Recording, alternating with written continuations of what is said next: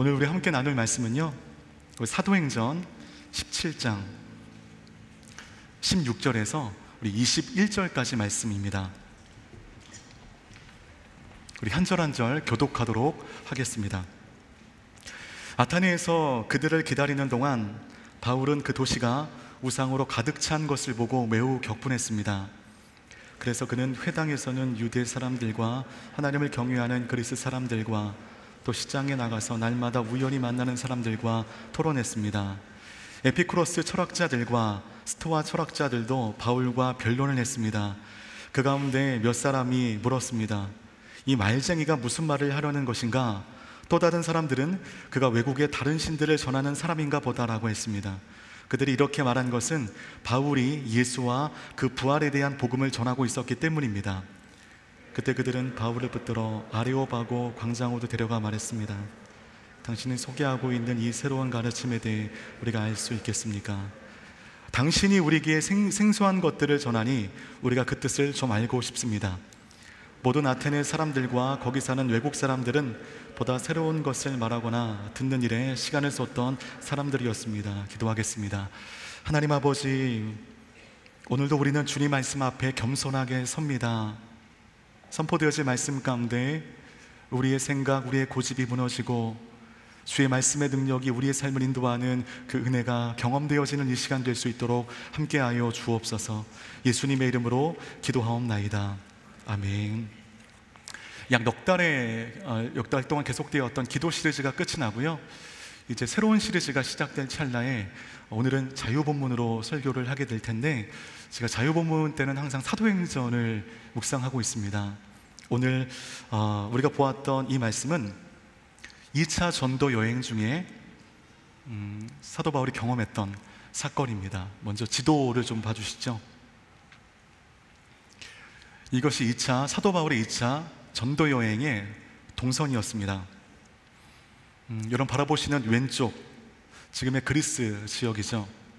사도 바울은 그 빌립보, 데살로니가를 거쳐서 지금 잘 안 보이실 텐데 지금 베레아라고 하는 곳에 당도해 있습니다.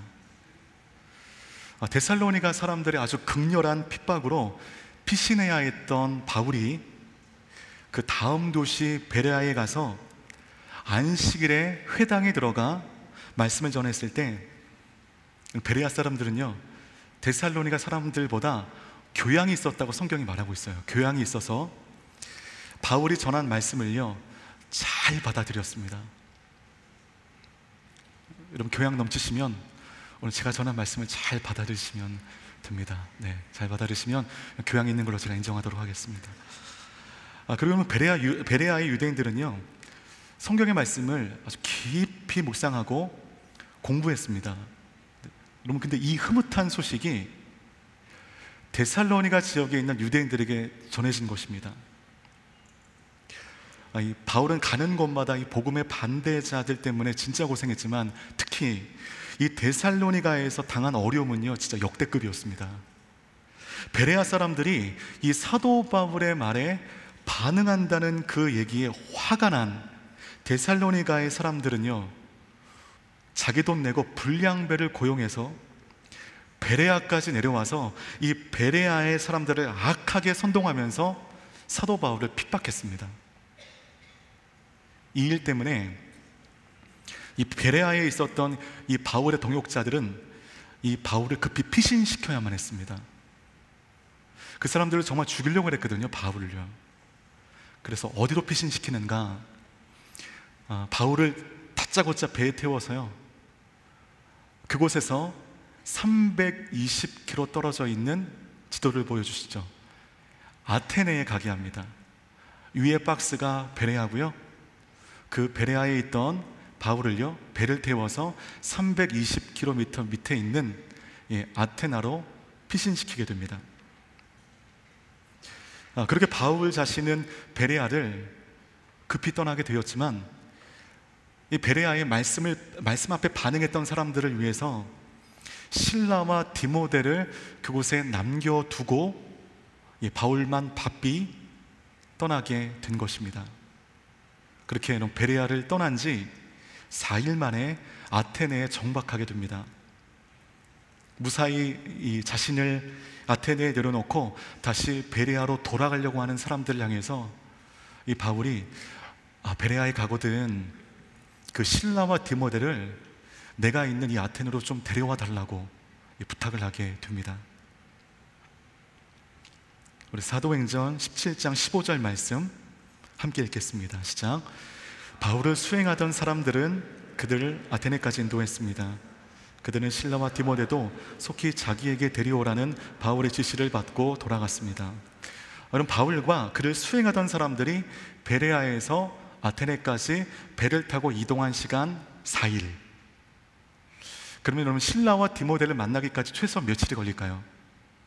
이 사람들이 베레아로 올라가는데 4일, 그리고 빨리 준비하여 내려온다 하더라도 실라와 디모데가 다시 내려오는 일 4일, 8일이 걸립니다.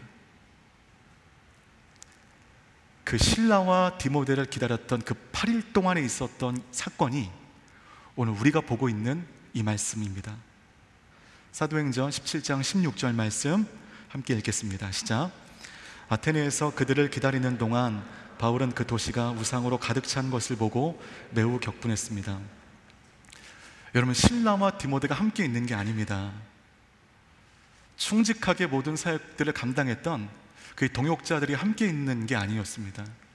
그냥 사도 바울 홀로 이 아테네의 거대한 문명 앞에 맞서는 그런 형국이 된 것입니다.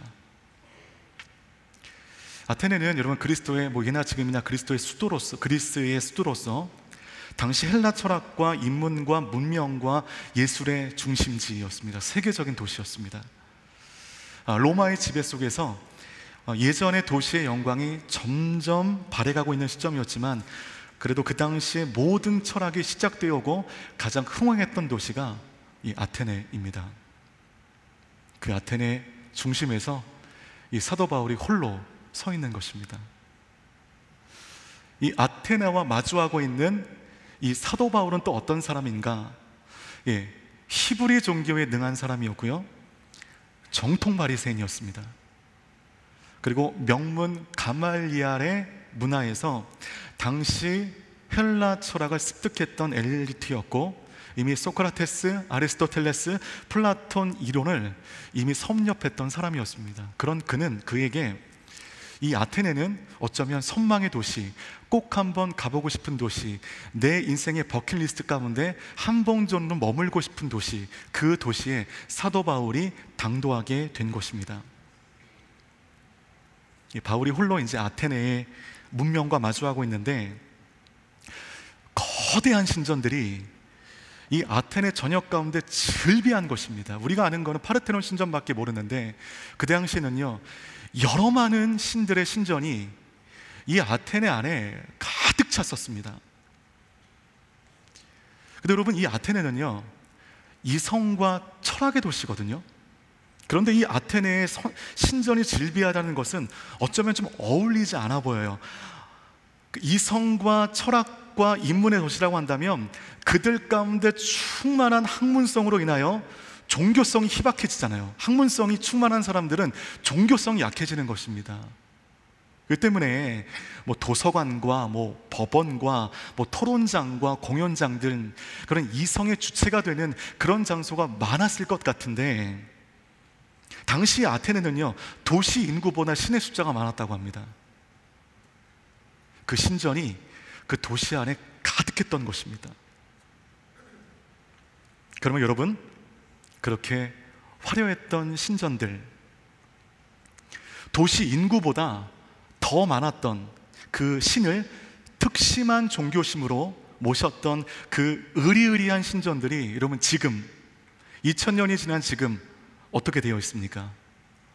사람들의 구경거리로 전락해버렸습니다. 그 안에서는 더 이상 그들의 종교 행위가 이루어지지 않습니다. 그냥 그것이 스스로 거짓임을 시간이 증명해주고 있는 것입니다. 자연재해와 전쟁으로 다 파괴되고 얼마 남지 않은 그 흔적들은요, 그냥 구경하는 사람들, 여행자들이 잠깐 머물러 구경하는 그런 구경거리가 되어 있습니다. 이런 것을 보면서 그들 종교에 따라 열심히 신전을 세웠던 그들이 결국 쓸데없는 짓을 했다는 것을 우리는 알게 됩니다. 쓸데없는 짓을 했습니다. 바로 이 감춰진 영적 타락상이 예수 만나 삶이 변했던 한 사람 눈에 보인 것입니다. 그 성도의 눈에는 당시 모든 문명의 총화와 같았던 그 도시가 어떻게 비춰졌는가, 다시 한번 사도행전 17장 16절 말씀 함께 읽겠습니다. 시작. 아테네에서 그들을 기다리는 동안 매우 격분했습니다. 이것이 여러분, 바울이 한때 선망했던, 그가 그토록 공부했던, 그토록 따랐던 이성과 철학이 가득했던 그 아테네라고 하는 도시를 바라보는 시각이었습니다. 본문 말씀에 보면 이 아테네란 도시에 우상이 가득했다고 되어 있죠. 우상이 가득했다. 한국어 성경은 간단해요. 그냥 가득했다라고 하면 됩니다. 여러분, 헬라어를 찾아보니까 여러분, 이게요, 가득했다라는 게 카테이돌로스예요. 카테이돌로스. 이 카테이돌로스는요, 이 두꺼운 성경 중에 이 부분에 딱 한 번 쓰여지는 굉장히 희귀한 단어입니다. 자주 쓰지 않는 단어예요. 카테이돌로스. 그러니까 이 원어의 뜻을 알기 위해서 주석을 막 찾는데 이 카테이돌로스에 대해서 속시원히 주석된 게 없더라고요. 그래서 제가 헬라어 사전을 펼치니까 카테이돌로스가 있더라고요. 이 원어적인 뜻을 찾아보니까 영어로 full of idols, 가득했다, 충만했다, 그런 의미인데, 이건요, 이거 어떤 의미냐면, 여러분 직장 생활하실 때 우리 과장님, 부장님, 차장님 한 30년 이상 흡연을 하셨던 분들 옆에 가면 아무리 막 은단을 먹고 향수를 뿌리고 해도요, 이 몸 깊이 배어나오는 그 담배 냄새를 감출 수가 없습니다. 여러분, 담배 냄새에 푹 쩔어있는, 쩔어있다, 카테이돌로스예요. 우리 보통 속으로 쓰잖아요. 쩐다 그러는데 이게 좋은 의미가 아닙니다. 푹 쩔어있는 거거든요. 카테이돌로스, 풀 오브 아이돌스. 여러분, 이 모든 우상으로요, 이 아테네가 푹 쩔어있는 것입니다. 어느 도시에서도 볼 수 없었던 이 아테네의 아주 기이한 광경을 보게 되는 것입니다. 16절에 나오는 단어 가운데 우리가 좀 더 깊게 봐야 할 단어가 하나 나오는데요, 보다라고 하는 단어예요. 보다.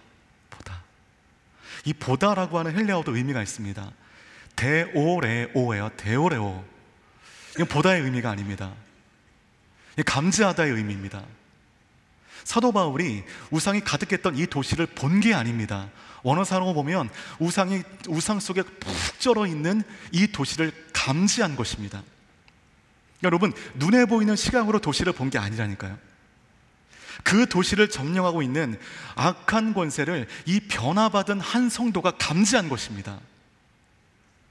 바울은 전도 여행을 하면서 정말 수많은 도시를 다녔지만, 그리고 다닌 거의 모든 도시가 복음의 황폐한 땅이었지만 이 정도는 아니었습니다. 이 정도까지는 아니었습니다. 그 수많은 도시 가운데도 이 아테네의 영적 타락은요, 압권이었습니다. 온갖 우상으로 카테이돌로스 푹 쩔어있는 이 기이한 모습 가운데 변화받은 이 바울은요, 그 마음 가운데 격분이 일게 됩니다. 분노하게 됩니다. 화가 나게 됩니다.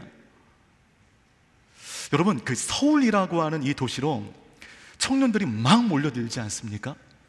지방에는 청년의 수가 점점 줄어드는데 서울에는 점점 청년들이 집중해 있지 않습니까? 왜 젊은이들이 이 도시, 이 서울로 밀려드는 것인가? 다 그런 것은 아니에요. 다 그런 것은 아닌데, 제가 이제 부산에서 청년 목회를 할 때 이 부산에 있는 청년들의 마음에는요, 약간 이 형성화된 구도가 있는데, 정서의 구도가 있는데 이런 거예요. 서울에 올라가면 어느 정도는 성공한 것입니다. 근데 서울에 올라가지 못하고 이 부산에 머물러 있으면 성공하지 못하는 거예요. 그건 이상한 정서가 있습니다. 그래서 길을 쓰고 서울에 올라가려고 하는 청년들을 제가 많이 만났습니다. 딱히 어떤 계획이 있는 것도 아닙니다. 뭘 하고 싶은 것도 아닙니다. 그냥 서울에 올라가는 것이 남들이 볼 때 뭔가 얘가 일을 잡았구나, 성공으로 나가고 있구나, 이러한 감정을 주는 것으로 알기 때문에 그렇게 올라가려고 하는 청년들이 있었습니다. 제가 대전에서 청년 목회할 때도 이 구도는 크게 다르지 않았습니다. 뭔가 이 청년의 감성을 끄는 매력이 있고 필요가 있기 때문에 우리 젊은이들이 자꾸만 서울로 집중하여 올라오는 것이죠. 사람들은 발달되고 화려한 문명 속에 살고 싶어하는 감정은 예나 지금이나 다를 바가 없습니다.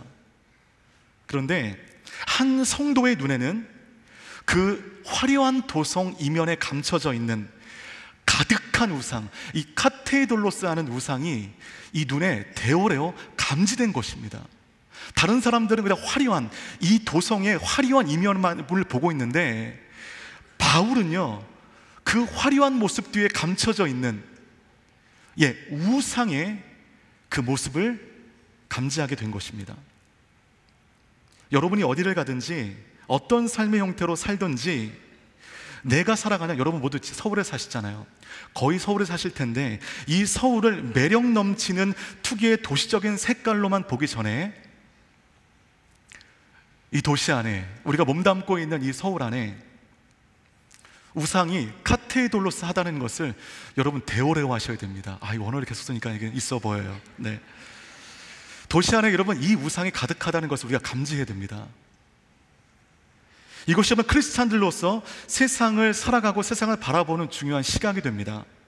언젠가 여러분 제가 지방에 내려갔다가 이제 올라오는 길에 고속터미널에서 급히 용변을 보게 되었는데, 수많은 사람들이 지나가는 그 터미널 화장실 문에 저런 글귀가 있었는데, 그 글귀가 여러분 가관이었습니다.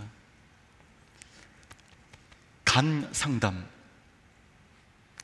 신장 상담, 급히 돈 필요하신 분 재정 상담, 돈 떼이신 분 100% 환급 상담, 화끈한 서비스 출장 마사지 먼저 상담하세요. 한국에 내노라는 상담자를 거기 다 계셨습니다. 현대 한국 사회의 병폐와 영적 타락이 그 조그만한 터미널 화장실 문에 그냥 그대로 보여 있는 겁니다. 그 글들을 보는 순간에 내가 살고 있는 이 서울 땅에는 내가 알지 못하고, 그리고 감사하게도 내가 경험하지 못했던 또 다른 세계가 존재하는구나. 근데 이 세계는 지독하게 악한 세계구나. 그런 세계가 있음을 알게 되었고, 순간 온몸이 섬뜩해졌습니다. 여러분, 그래서 여러분 세상은요 여러분 편이 아니에요. 여러분 편이 아닙니다. 세상은 여러분을 도와주지도 않아요. 그리고 세상이 여러분에게 호의를 베푸는 것 같지만 그 호의는 잠깐입니다. 그 호의는 여러분의 뒤통수를 치게 될 것이며 여러분을 배신할 것입니다. 세상이 주는 즐거움, 세상이 주는 흥미, 세상이 주는 흥분, 이 모든 것은 가짜입니다. 내 편이 아닙니다. 내가 소유할 것이 아닙니다. 특별히 이 도시 서울 안에서 내가 누릴 수 있는, 마음만 먹으면 누릴 수 있는 이 재미들, 쾌락들, 이런 것은 내 것이 아닙니다. 내 편이 아니에요. 이 세상을 여러분 대오레오 감지하셔야 됩니다. 몇 년 전에 제가 이제 요셉 예배가 끝나고 그 당시 MC들과 교육자들과 이제 뒤풀이할 것을 찾는, 그때는 진짜 자정을 넘어서까지 뒤풀이하고 그랬거든요. 그때 저와 함께 하셨던 이 전 MC들이 이 자리에 앉아 계실 텐데, 자정이 가까운 시기인데 카페가 열지 않은 것입니다. 그래서 24시간 안에는 카페를 찾다가 어디까지 갔냐면 그 학동에 위치한 어느 유명한 커피 전문점 본점에 가게 되었습니다. 그 본점이 지금도 영업하는지 모르겠습니다. 자정에 가까운 시간이었는데도 불구하고 그 커피 전문점 안에는 젊은이들로 가득 차 있었는데 하나같이 모델들이었습니다. 모델들, 심하게 잘생긴 형제, 심하게 예쁜 자매들이 온갖 화려한 의상과 액세서리로 3, 4, 5 모여 있는 거죠. 근데 이 시간에 여기에 이토록 잘생기고 이쁜 사람들이 왜 앉아있지? 앉아있으면 되게 불편하더라고요. 이 공간의 평균을 내가 갉아먹고 있고 이 공간에 내가 와야 해서는 안 될 사람인데 내가 괜히 이곳에 와서 이 영광을 내가 가리는 것이 아닌가, 불편할 정도로 그런 곳이었습니다. 근데 왜 이 사람들이 여기에 있나? 조금 있으니까 이제 알게 되었습니다.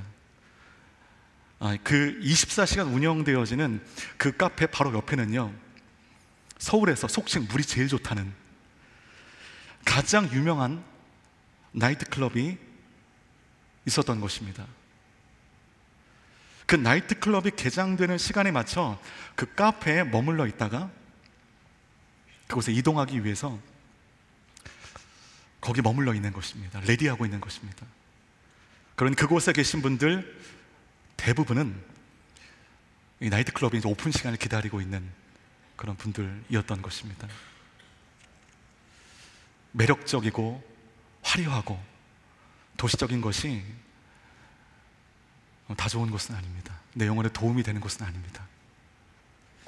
그런 곳일수록, 도시 안에 아주 화려하고 도시 안에 아주 매력적인 곳일수록 죄와 더 가까울 수 있습니다. 되게 죄와 가깝습니다. 도시적인 색깔로 치장된 곳일수록 타락에 가까운 곳일 확률이 매우 많습니다. 세상이 그렇고 도시가 그렇습니다. 파르테논 신전처럼 화려하지만 도시적인 매력들로 막 넘쳐나지만 그러나 가장 삐뚤어져 있으며 그러므로 죄와 가장 맞닿아 있는 곳, 우리가 사는 서울은요, 쾌락과 죄와 음란으로 카테이돌로스 푹 쩔어 있는 곳입니다. 그것을 감지할 수 있는 영적 시각이, 그런 것을 의지적으로 믿음으로 차단할 수 있는 그런 용기, 그런 결단이 이곳에 나와 예배하시는 모든 분들 있게 되기를 주님의 이름으로 축복합니다.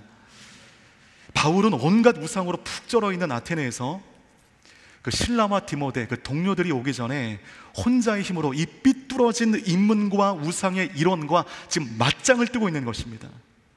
여기서는 바울은요, 아테네의 철학적인 본류였던 두 학파와 마주하게 됩니다. 철학 윤리 공부 한번 하시죠. 사도행전 17장 18절 말씀 함께 읽겠습니다. 시작. 에피쿠로스 철학자들과 스토아 철학자들도 바울과 변론을 했습니다. 그 가운데 몇 사람이 물었습니다. 이 말쟁이가 무슨 말을 하라는 것인가? 또 다른 사람들은 그가 외국의 다른 신들을 전하는 사람인가 보다라고 했습니다. 그들이 그렇게 말한 것은 바울이 예수와 복음을 전하고 있었기 때문입니다. 여기서 바울이 두 부류의 철학자들과 변론했는데, 여기서 나오는 변론이라고 하는 단어가 있잖아요. 변론. 이것이 여러분 일반적인 의미의 변론이 아닙니다. 이 변론이라고 하는 개념은 어떤 개념이냐면, 내가 누구를 대신해서 격렬하게 싸우는 겁니다. 그 의미의 변론인 것입니다. 여러분 2013년에 개봉해서 1000만 관객의 마음을 울린 변호인이라고 하는 영화, 여러분 다 기억하실 것입니다. 고졸 출신의 입신양명에만 꿈을 꾸었던 한 변호사가 사회의 구조적인 거대한 악에 서서히 눈을 떠가게 됩니다. 그리고는 마지막에 자신의 모든 보장된 영달을 포기해버리고 구조적이며 거대한 사회악에 맞서 약자의 편에서, 지극히 약한 약자의 편에서 치열하게 싸우게 됩니다. 승산이 없는 경기인데도 불구하고 치열하게 약자의 편에서 싸우게 됩니다. 그 영화 보신 분들 여러분 가장 감동적인 장면 어떤 장면이었습니까? 저는요, 가장 마지막 장면이었습니다. 그 변호사는 거대한 악에 맞서 혼자 싸운 줄 알았는데, 혼자 변론한 줄 알았는데, 그와 함께 약자의 편에서 함께 격렬하게 싸운 변호사들의 이름이 한 명 거명되며 영화는 끝이 납니다. 사회정의는 결코 죽지 않는다 라는 거대한 메시지를 우리에게 던진 영화였습니다. 변론했다는 것은요, 누구를 대신하여 격렬하게 싸웠다는 것입니다. 오늘 이 사도 바울이 누구를 대신하여 싸웠겠습니까? 그리스도를 대신하여 싸웠겠죠. 격렬하게 싸웠습니다. 여러분 모두는 누구도 예외 없이 세상이라고 하는 이 서울이라고 하는 곳에서 살아가고 있습니다. 여러분, 우리는 그리스도를 대신하여 죄악의 카테이 돌로 쌓은 이 세상과 변론하고 싸워야 하는 사람들입니다. 이것은 우리가 피할 수 없는 숙명입니다. 우리가 세상과 좋은 관계를 유지한다? 여러분, 이건 있을 수 없어요. 세상은 내 편이 아니기 때문입니다. 세상과 나는 구조적으로 갈등 관계에 있기 때문입니다. 저는 말로 하나님의 말씀을 변론한다면 여러분은 그 들은 말씀을 안고 세상 속의 변론자로 살아야 됩니다. 그리스도를 격렬하게 변호하는 사람들로 살아야 됩니다. 여러분의 입으로, 여러분의 삶으로, 여러분의 몸으로. 바울이 아테네에서 거대한 두 학파와 만나 그리스도를 대신하여 변론하게 됩니다. 당시 아테네를 주도했던 두 가지 아주 거대한 철학체계가 에피쿠로스 학파와 스토아 학파입니다. 에피쿠로스 학파의 이 창시자는 누구죠? 에피쿠로스입니다. 그들 주장을 여러분 한마디로 얘기하면요, 이거예요. 세상은 우연이다. 세상은 우연이다. 이 에피쿠로스 학파는요, 신의 존재를 인정합니다. 신이 계시다고 믿어요. 그런데 그 신은, 그들이 믿는 그 신은 인간과 너무 멀리 떨어져 있는 존재인 것입니다. 그러므로 저 멀리에 있는 이 신은요, 우리의 삶과 맞닿아 있지 않아요. 너무 멀리 떨어져 있기 때문에. 그러면서 그들 속에 신은 너무 멀리 떨어져 있어서 내 삶에 영향을 줄 수 없기 때문에 죽으면 끝이다 라고 인생을 결론 내리게 됩니다. 죽으면 끝인 거예요. 아무것도 남지 않은 거예요. 그러니 어떻게 살아야겠습니까? 모든 쾌락을 다 누려야 되는 거죠. 죽으면 끝이기 때문에. 그래서 여러분, 그 학파가 만든 모든 신들의 동력은 쾌락이었습니다. 쾌락을 탐닉하는 학파였습니다. 때문에 성적인 탐닉이 이 학파의 주된 이론이었습니다. 이 학파가 이제 아테네를 주름 잡은 것입니다. 이 학파의 이론이 설파되면 사람들이 열광하는 것입니다. 때문에 바울은요, 이 거대한 학파에 대한 논리적이고 신학적인 공격을 감행하는데, 아레오바고라고 하는 그 언덕에서 이 학파와 쟁론할 때 이렇게 변론합니다. 사도행전 17장 27절 말씀 함께 읽겠습니다. 시작. 이렇게 하신 것은 사람들이 하나님을 찾기를 바라시기 때문입니다. 사람들이 하나님을 더듬어 찾기만 하면 만날 수 있습니다. 사실 하나님께서는 우리 각 사람과 그리 멀리 떨어져 계시지 않습니다. 이 말씀을 왜 했냐? 에피쿠로스 학파 들으라고 한 것입니다. 지금 에피쿠로스 학파에 주장하는 그 이론을 염두하여 말한 것입니다. 그들은 신의 존재는 인정해요.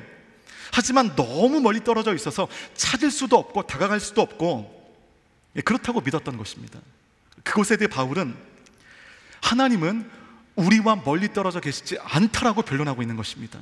하나님은 멀리 떨어져 있어서 내 삶과 맞닿아 있지 않은 그런 존재가 아니라 만나고자 하는 모든 사람들의 삶에 가까이 만나주시는 하나님이시다. 이것을 27절 말씀 가운데 에피쿠로스 학파 들으라고 지금 변론하고 있는 것입니다. 반면에 스토아 학파가 있는데, 스토아 학파의 창시자는 누굴까요? 그럴 줄 알았어요. 제논이라고 하는 사람입니다. 제논이에요. 이 사람들도요, 여러분, 신의 존재를 인정합니다. 그러니까 다 인정하는 거예요. 신이 계시다고 믿는 겁니다. 그러나 그들이 이해한 신은요, 그냥 실제하는, 우리가 만날 수 있는 우리 하나님 아버지와 같은 그런 신이 아니라 우리 이데아 속에 존재하는 그런 신인 겁니다. 우리의 머릿속에 관념으로, 개념으로 존재하는 신으로 스토아 학파는 받아들이게 된 것입니다. 그래서 이 학파의 주장은요, 머릿속에 있는 모든 것들이 신이니까 이 세상의 모든 것이 다 신이다. 이것이 그들이 주장한 내용이었습니다.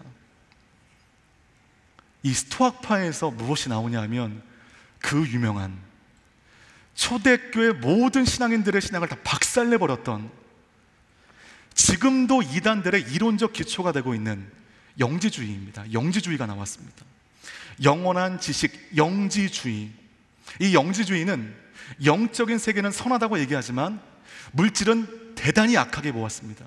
그러니까 영지주의 시각으로 여러분 모두 더러운 겁니다. 왜냐하면 우리가 물질을 타고 육신을 가지고 이 자리에 앉아 있기 때문에. 그다음에 그들은 예수 그리스도를 믿지 않았어요. 육신으로 이 땅에 오신 그 예수 그리스도를 향하여 육신은 더러운 것이기 때문에 그런 예수 그리스도는 구원자가 아니다 라고 믿었습니다. 극단적 이분법을 주장하죠. 그들은 지금 운명과 숙명을 받아들여서 참으라고 가르치고 있습니다. 견디라고 가르치고 있습니다. 때문에 금욕을 강조하고 있습니다.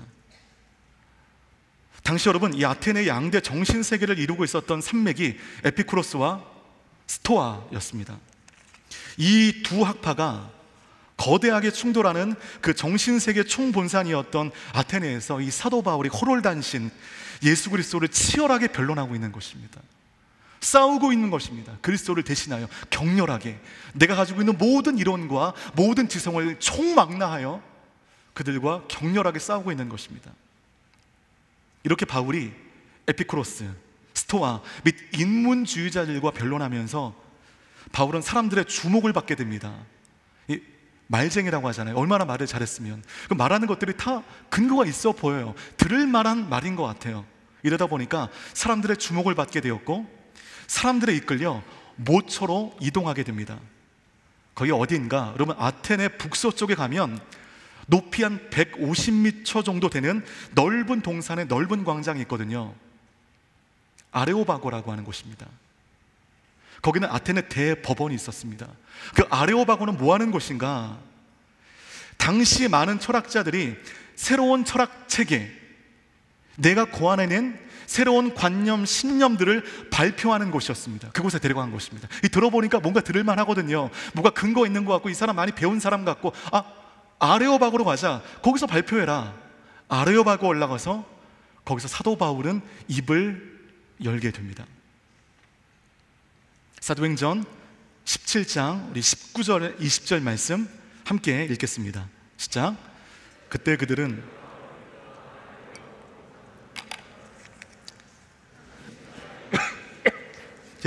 우리가 알 수 있겠습니까? 당신이 우리에게 생소한 것들을 전하니 우리가 그 뜻을 좀 알고 싶습니다.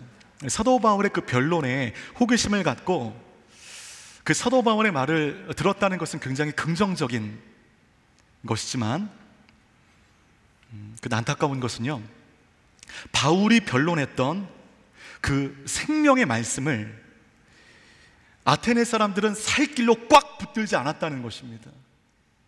나를 구원할 수 있는 유일한 길로 받아들이지 않았다는 것입니다.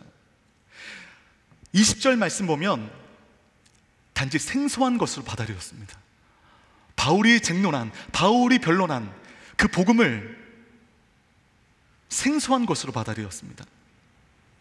바울이 전한 그 그리스도의 복음은 그들에게는 한 번도 듣지 못한 생소한 소리, 그 이상도 그 이하도 아니었습니다.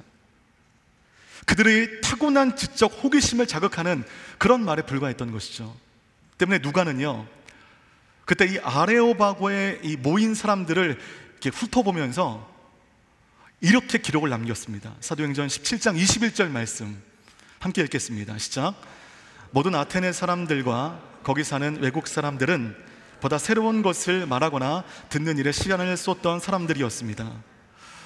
그럼 그들이 이름은 아레오바고에 모인 것은요, 이 무너지고 방향을 잃고 있는 내 삶에 사도 바울이 전한 그 복음을 내가 듣고 살 길을 찾아야겠다, 이 결단으로 아레오바고에 모인 것이 아니라 그것은요, 단지 보다 새로운 것을 말하거나 듣는 일에 시간을 쏟았던 것입니다.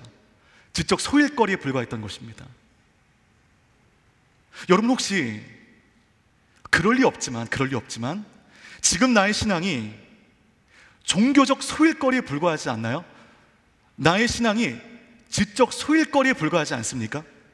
이 토요일 날 이곳에 나와 예배하는 여러분들을 볼 때마다 신기하고 너무 감사해요.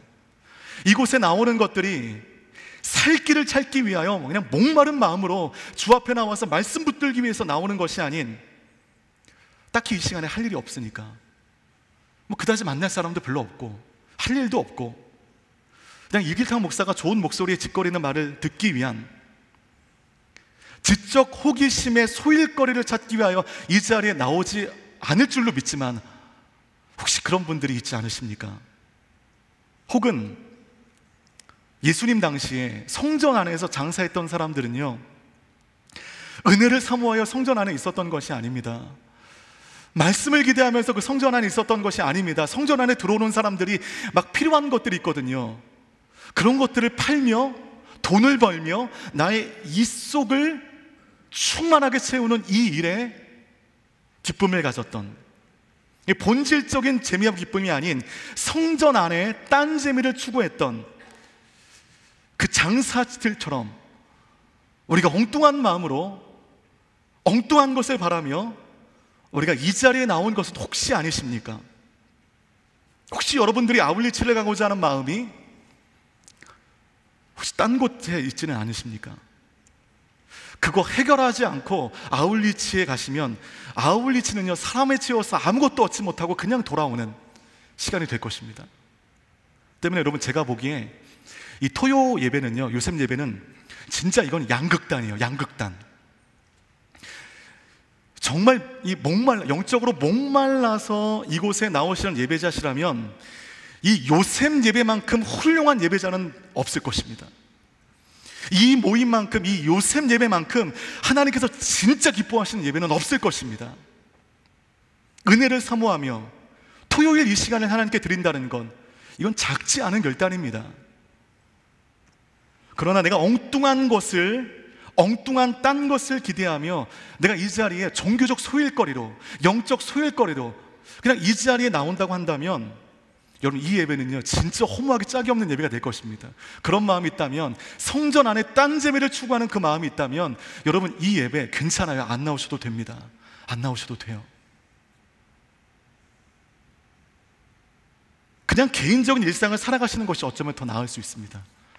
하지만 여러분들이 목마름으로 이 자리에 앉아있다면 이 예배는 정말 하나님이 기뻐하시는 진짜 귀한 예배가 되게 될 것입니다. 당시 아테네에 이 아레오바고에 모인 사람들은요, 살 길을 찾기 위하여 목마름으로 모인 사람들이 아니었습니다. 단지 새로운 것을 말하거나 듣는 일에 시간을 쏟던 소일거리 하는 사람들이 모였던 곳이 아레오바고 광장이었습니다. 그냥 수준 높은, 그냥 교양 있는 소일거리였던 것입니다.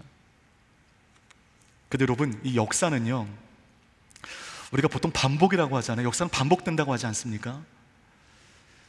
아테네의 사람들을 이렇게 지적 소일거리자로 만들어버린 이 두 학파는요, 지금 2000년이 지났습니다.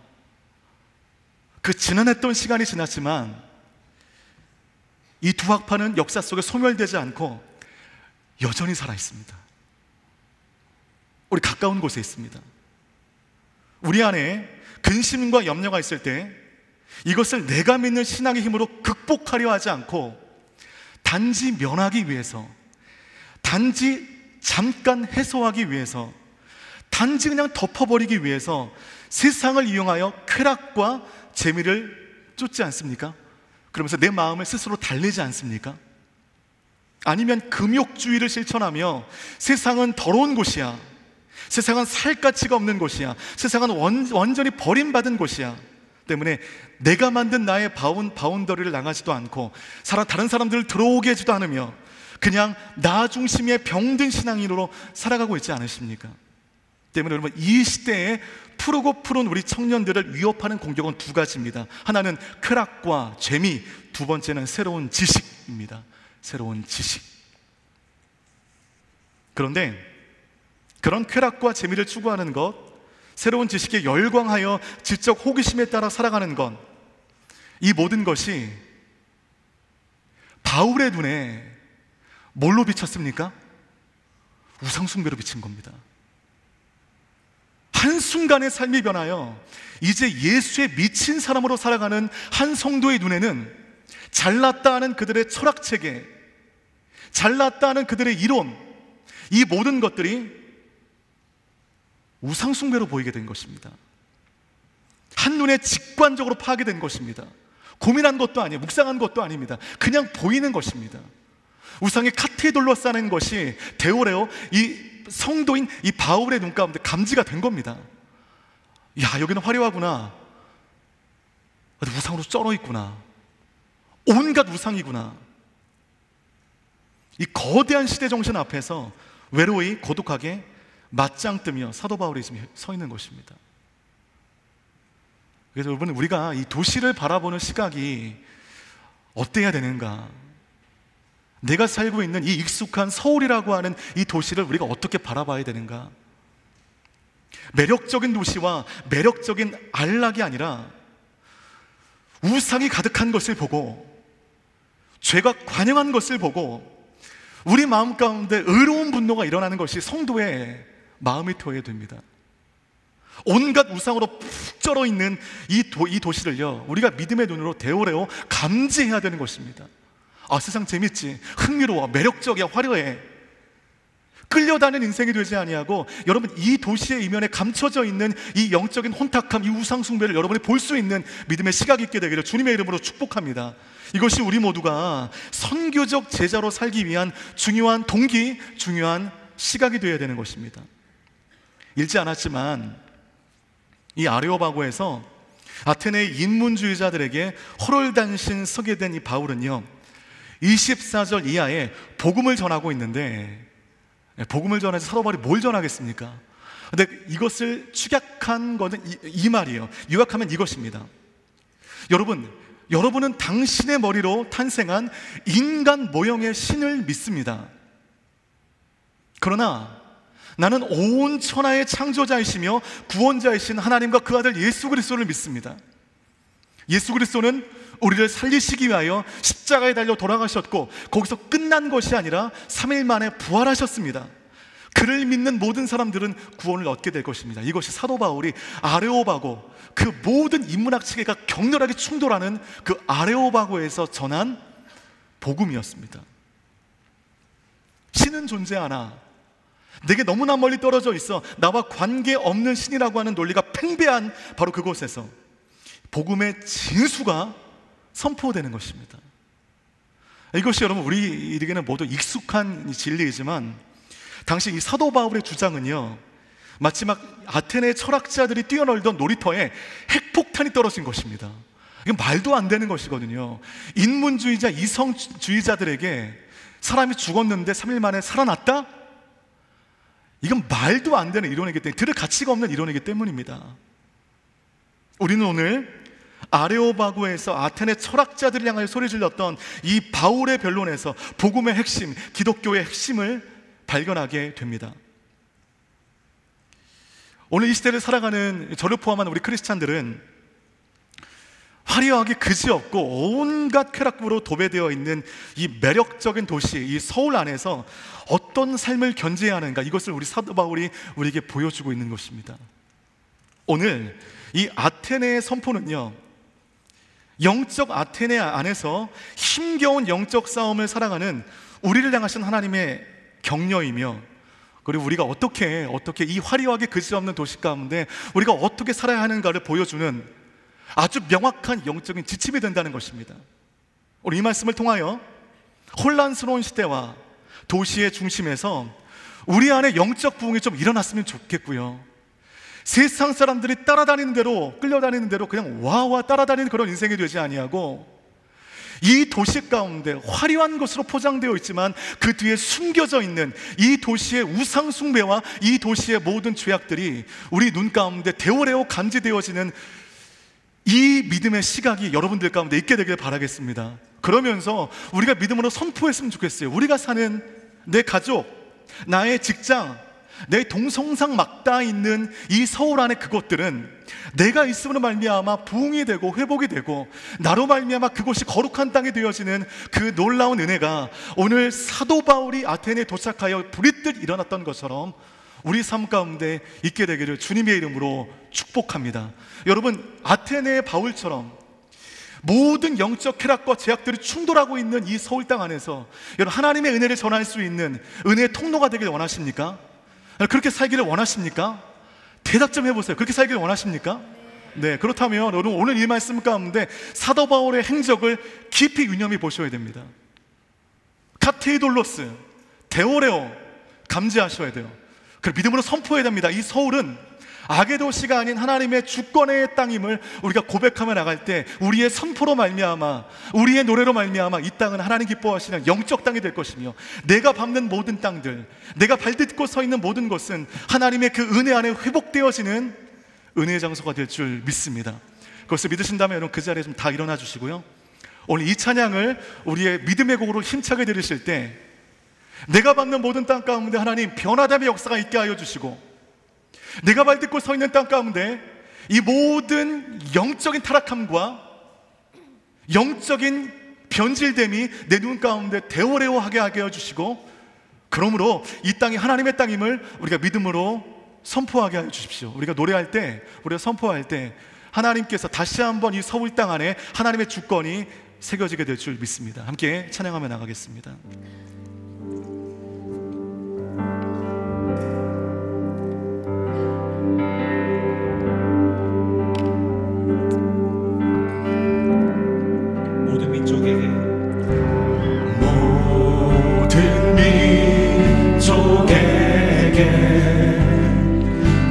성령 부어주소서. 하나님의 백성 주의 말씀 주시고 꿈과 환상 주사 주의 비밀 알리소서. 우리 믿사오니 하늘이 주의 날 선포케 하소서.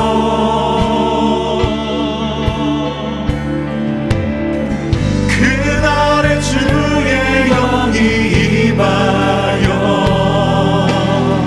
큰 불이 땅 위에 일어나리라.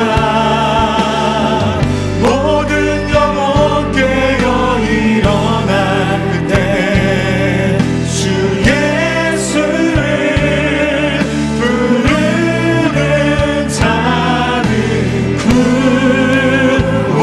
구원되리.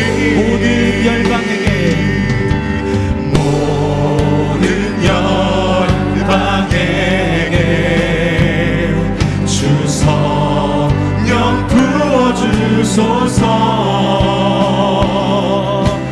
영광 중에 오사 주 경외하게 하시고 크신 능력으로 땅과 하늘을 드소서. 주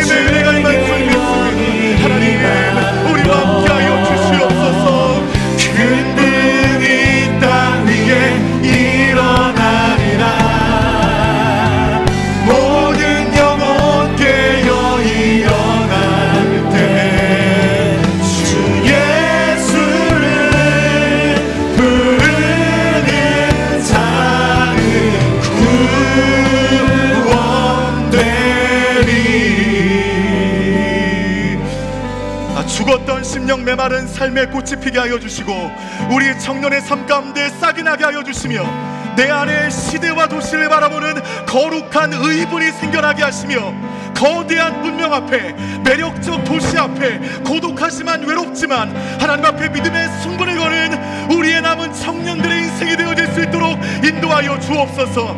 그 믿음의 인생의 걸음걸이가 되어질 수 있도록 나를 세워달라고 주를 향하여 두 손 높이 들고 우리 주 이름 한번 부르시고 간절하게 기도하며 나가겠습니다. 주여.